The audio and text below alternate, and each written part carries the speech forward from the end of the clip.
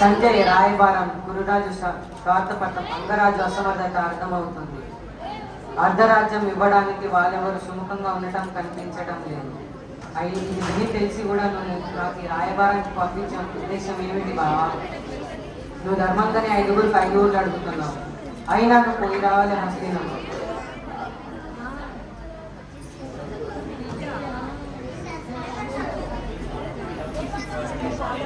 పాండవులు జయిస్తారు. పాండవులు శాంతి ప్రియులు. వాళ్ళు తప్పు లేదని ఈ లోకానికి తెలియచేయడానికి నేను రాయబారానికి వెళ్తున్నాను.